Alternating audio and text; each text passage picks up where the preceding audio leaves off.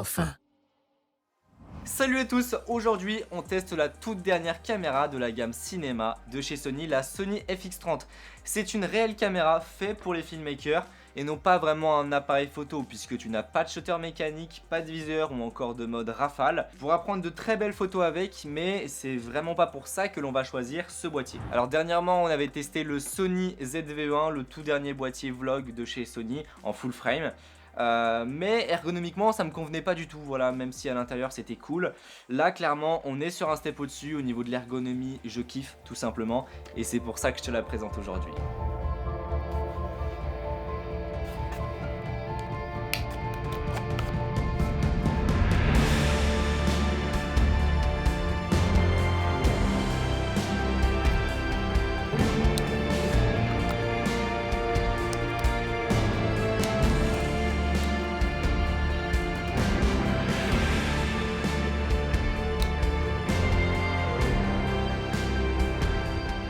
Alors d'extérieur c'est exactement la même chose qu'une FX3 et en interne c'est pratiquement la même chose. En fait la seule différence quasiment ça va être au niveau du capteur puisque sur la FX3 on est sur un capteur full frame de 12 millions de pixels, le même que la 7S3, et sur la FX30 on est sur un capteur APS-C de 26 millions de pixels et c'est donc pour ça qu'elle coûte 2 fois moins cher que la FX3. 2300 € si je dis pas de bêtises, et on est aussi moins cher que la 7 IV qui est à 2800 € à sa sortie. Donc c'est vrai que ça c'est un gros plus. On va voir tout au long de la vidéo quelles sont les limitations aussi par rapport à la 7 IV. Et pourquoi pas envisager, si tu as besoin de deux caméras et que tu veux faire de la photo, un combo FX30 à 7 IV, ça peut être super intéressant et c'est ce que j'ai aujourd'hui. On va voir ça en fin de vidéo si c'est quelque chose que je te recommande ou non. Ergonomiquement, le boîtier il est excellent. Niveau qualité de fabrication, pareil, c'est nickel. On sent vraiment que ça va durer dans le temps. C'est un bloc de métal. Voilà, on est sur un alliage de magnésium et ça pèse 560 grammes, donc ça reste plutôt léger. Et en plus de tout le système de refroidissement que l'on va voir tout à l'heure, le boîtier est tropicalisé. Au niveau de la prise en main, eh bien écoute, c'est même meilleur qu'un A7 IV, voilà, puisque le grip est plus profond. Et en même temps, j'ai envie de te dire tant mieux, puisque avec ce genre de caméra, on va avoir des setups plutôt lourds. Donc c'est quand même important d'être confort. En termes de boutons, eh bien dans les grandes lignes, c'est à peu près la même chose qu'un Alpha à quelques détails près. Déjà, j'ai l'impression que les boutons ils ressortent plus et ils sont plus faciles d'accès, donc ça c'est vraiment cool. Et on va avoir une bague de zoom autour du bouton de l'obturateur. Voilà, donc ça c'est très pratique si on utilise des optiques à zoom motorisé. Sur le dessus, on va retrouver un gros bouton rec et tu le vois, il s'illumine en rouge lorsque l'on est en train d'enregistrer. En plus, on va avoir 4 LED tout autour de la caméra lorsque l'on enregistre. On a le bouton juste là, on a la petite LED à l'arrière en plus du cadre rouge autour de l'écran de contrôle, et puis à l'avant on va avoir pareil une petite LED que l'on voit de devant et de dessus. C'est vraiment très important, voilà, ça permet de s'assurer que l'on enregistre bien et que tout le monde soit au courant que l'on enregistre, puisque bah voilà, là comme ça quand c'est en rouge on peut pas le rater. Voilà, donc en tout cas au niveau des boutons personnalisables on est vraiment calé. On en a même plus que sur un Alpha, on en retrouve un à l'avant, un juste à côté du bouton de l'obturateur. J'avais un petit peu d'appréhension au début puisque bah, les boutons ont un petit peu changé d'emplacement. Par exemple, le joystick il est venu juste là, au niveau des molettes c'est différent. Mais finalement je me suis vraiment habitué et je kiffe cette ergonomie. En tout cas en vidéo je préfère l'ergonomie de la FX30 par rapport à mon A7 IV. Forcément, comme on est sur une caméra, je te l'ai dit, ils ont enlevé le viseur pour vraiment avoir quelque chose de carré. Par contre, ils ont gardé la grille flash avec les connecteurs pour pouvoir connecter des modules XLR par exemple. Et on a les deux petites capsules micro qui peuvent servir de son de référence ou de backup. L'écran justement, eh bien, ça n'a pas changé, c'est ce qu'on connaît déjà. C'est un écran tactile retournable à 180 degrés, donc ça c'est très pratique. Maintenant, c'est vrai que j'aurais bien aimé avoir un écran un peu plus bord à bord, pour avoir quelque chose d'un peu plus grand, ça aurait pu être cool. En termes de connectique, eh bien on a tout finalement. On a une prise Full HDMI, très cool, qui va pouvoir sortir du RAW. On a une prise casque et une prise jack pour le son, un port USB-C et un port micro USB. De l'autre côté, les slots, alors là c'est exactement comme la FX3, tu peux tout mettre, n'importe quelle carte SD, tu peux mettre de la carte SD classique, de l'UHS-2 ou encore de la CAF Express de type A, et moi c'est ce que j'ai fait, j'en ai acheté une. Je viens de te dire que tu peux tout mettre, en réalité tout sera supporté mais tu ne pourras pas enregistrer sur n'importe quoi puisque bah, il faut que quand même les cartes soient suffisamment rapides. Enfin voilà, ça coûte une blinde mais c'est quelque chose à prendre en compte avec ce genre de caméra. Un petit mot sur les batteries, bah écoute, ça n'a pas changé, on est toujours sur les batteries Sony Z, ça marche très bien, c'est comme ça sur tous les derniers boîtiers de chez Sony. Et au niveau de l'autonomie, ça reste quand même très bon. j'ai pas constaté de réelle différence avec mon A7 IV. Après, je t'avoue que j'ai pas fait de test poussé. Enfin, tu l'auras peut-être remarqué, mais la particularité de la gamme cinéma, c'est que l'on va avoir plein de pas de vis tout autour de la caméra pour que tu puisses te faire ton propre setup. Tu vas pouvoir pourquoi pas mettre une cage, par exemple ici j'ai celle de chez SmallRig, ça c'est assez classique, mais tu vas pouvoir aussi équiper la caméra sans forcément avoir besoin d'une cage. Donc tu peux visser directement un Rainato sur le dessus de la caméra, sécuriser la poignée XLR de chez Sony, tu peux mettre des bras magiques directement sur le corps du boîtier, donc ça c'est vraiment un gros plus. Soit tu peux te monter un setup très complet, soit un setup plutôt léger sans avoir besoin d'une cage. Allez, maintenant parlons du capteur. On est sur un capteur non pas full frame mais APS-C de 26 millions de pixels. Alors l'avantage de l'APS-C, c'est que ça coûte beaucoup moins cher et tu vas pouvoir mettre des optiques APS-C qui seront moins chères et plus légères par rapport à des optiques full frame. L'inconvénient de l'APS-C, ça va être le facteur de crop, puisque comme le capteur est plus petit, eh bien le champ de vision va être légèrement réduit. On parle d'un facteur de crop de 1,5, ce qui veut dire qu'un 50 mm sur un full frame devient un 75 sur un APS-C. C'est vraiment quelque chose à noter, voilà, il va peut-être falloir prévoir des optiques un peu plus grand angle par rapport à ce que tu as l'habitude d'utiliser sur du full frame. Et dernier point à noter, même si c'est quelque chose d'un peu moins important à mon goût, comme on est sur de la PSC, eh bien le facteur de flou, voilà donc le flou d'arrière-plan, notre bokeh, eh bien il va être moins important par rapport à du full frame. Mais attention, ce n'est pas parce que c'est moins cher et que c'est de la PSC que c'est nul. Loin de là, tu vas pouvoir faire beaucoup de choses pratiquement comme une FX3. Tu vas pouvoir enregistrer en 4K, long op ou Elintra, de 24 jusqu'à 120 images par seconde en 422 10 bits. Et dernièrement, tu peux faire de la DCI 4K, donc All Intra, de 24 jusqu'à 60 images par seconde, ça dépend si tu es en NTSC ou PAL. A savoir que la 4K qui sort de ce boîtier est échantillonnée à partir du capteur 6K. Donc ça veut dire que l'on va avoir une image juste splendide et ultra sharp. Voilà, on va avoir beaucoup plus de netteté, de détails par rapport à un capteur 12 millions de pixels par exemple, d'une FX3. Alors par contre, chose très importante à noter, en 4K 60 on n'a pas de crop du tout, donc ça c'est vraiment cool.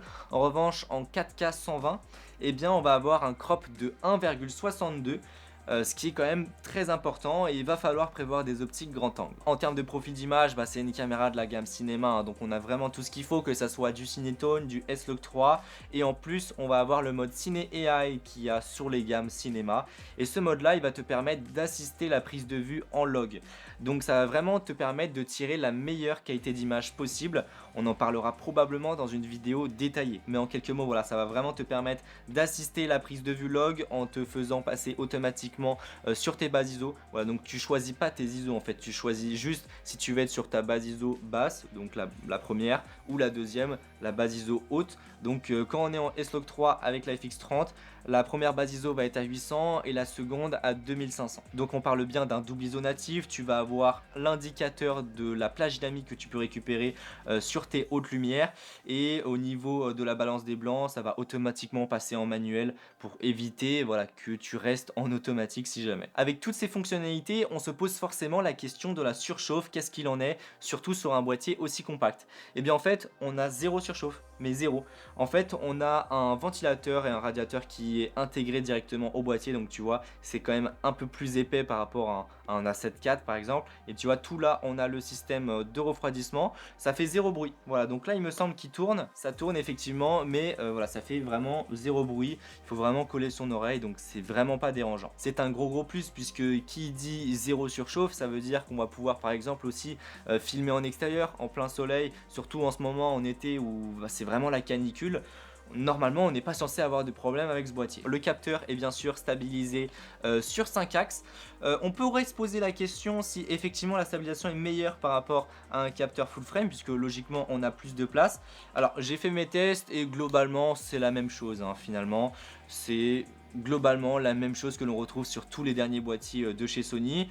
On va également retrouver les modes de stabilisation numérique, donc on a un mode active, ce qui va permettre, voilà, de stabiliser numériquement l'image. Et puis si on veut aller plus loin, on pourra stabiliser les plans sur Catalyst, donc c'est pour stabiliser ces plans directement en post-prod. En ce qui concerne le rolling shutter, moi j'ai pu comparer avec mon Sony A7 IV et effectivement on a une nette amélioration, donc ça c'est vraiment cool.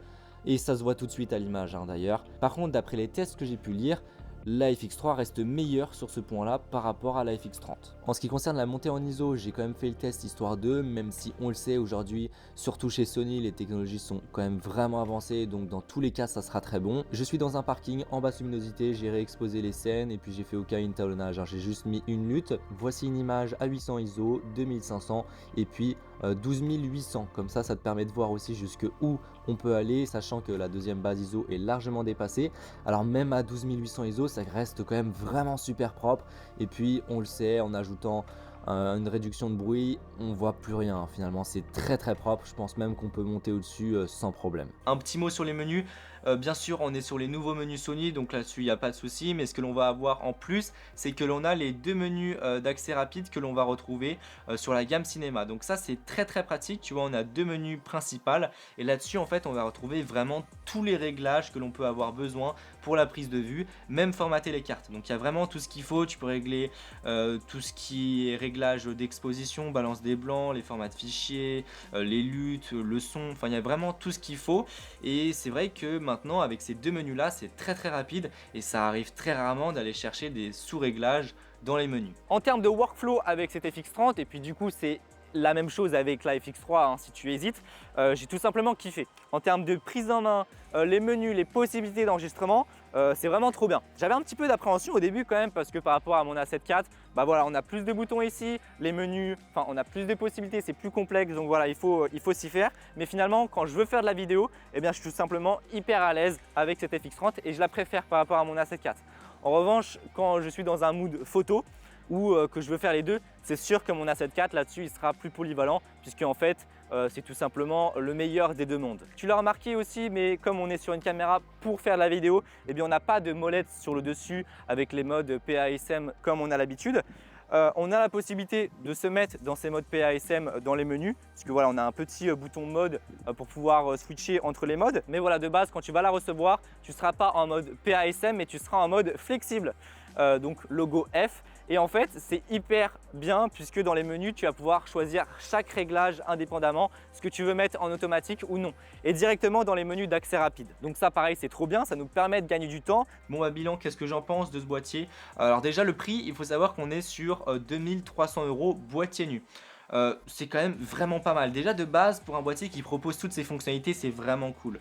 Maintenant, il faut savoir que sur le marché, je pense que le principal concurrent à ce boîtier-là directement, ça va être le Lumix S5 II qui vient tout juste de sortir il n'y a pas très longtemps. Et c'est vrai que c'est quand même une tuerie. En tout cas, il faut savoir que si tu veux être chez Sony pour pouvoir bénéficier, bah voilà, pour X raisons, par exemple toutes les optiques que l'on a, notamment d'occasion, ça c'est un gros plus. Il faut savoir que pour les filmmakers, et encore une fois pour ce prix-là, c'est clairement la meilleure caméra que tu pourras retrouver chez eux. Si tu cherches une caméra B en plus d'un A7 IV, pourquoi pas? Et bah ça peut être un super combo. Le combo FX30 et A7 IV, c'est ce que j'ai aujourd'hui, est excellent. Par exemple, si tu veux faire de la vidéo et un petit peu de photos, et bah c'est vraiment deux caméras qui se complètent. On va avoir le même autofocus. Au niveau de l'ergonomie, en gros, c'est la même chose. La color science, c'est à peu près la même chose. Donc c'est vraiment deux boîtiers qui se complètent. Surtout que tu vas retrouver sur la 7 IV un full frame et ici de la PSC. Donc ça peut être vraiment bien d'avoir ces deux boîtiers là ensemble. Maintenant, par rapport à la FX3, ça peut être aussi super intéressant. Pourquoi pas un combo FX3, FX30 pour avoir deux caméras. Au moins tu es sûr que c'est deux caméras qui fonctionnent de la même manière. Puisque voilà, mis à part le capteur, en gros, c'est la même chose. Pour ceux qui me poseraient la question, qu'est-ce que j'en pense de la PSC? Eh ben, écoute, je pense que ça peut être super intéressant. C'est vrai qu'aujourd'hui, on a été très habitué à tout ce qui est full frame, puisque c'est un peu la mode, hein. Tous les boîtiers qui sortent, les caméras ciné notamment. Enfin voilà, on a beaucoup de full frame. Et c'est sûr que de voir sortir une caméra moderne avec de la PSC, on pourrait se poser la question. Moi je pense que de toute façon aujourd'hui les technologies elles sont très évoluées, donc c'est pas là-dessus qu'il faut se poser la question. Pour moi vraiment la principale raison ça va être le facteur de crop qui est très important sur cette caméra. Donc il va falloir prévoir pourquoi pas des optiques en plus. Si tu as l'habitude de filmer en grand angle, et bah c'est sûr que par rapport à une FX3 par exemple en full frame, eh bien on va être plus serré avec cette caméra là. Maintenant voilà, c'est le facteur de crop, notamment en 4K 120, puisque oui, en 4K 120 sur la FX3 on n'a pas de crop, et là-dessus oui, mais en même temps c'est le double du prix. Et bien voilà, écoute, je pense qu'on a fait le tour. Là pour le coup c'est pas une caméra que je vais renvoyer, le ZV-E1 je l'avais renvoyé puisque ça me correspondait pas. Là je peux te dire que ça me correspond 100% et j'ai hâte de tourner avec de prochaines vidéos. Maintenant il y a plein de fonctionnalités que l'on n'a pas vues puisque c'est une caméra qui est très complexe, donc je pense que l'on va développer ça dans de prochaines vidéos. Sur ce, si cette vidéo t'a plu, n'hésite pas à mettre un pouce bleu, à t'abonner si tu souhaites en voir plus. Si tu as des questions, c'est dans les commentaires. N'hésite surtout pas à me suivre sur Instagram et à partager cette vidéo. Et puis sur ce, on se retrouve pour une prochaine vidéo. Allez, salut!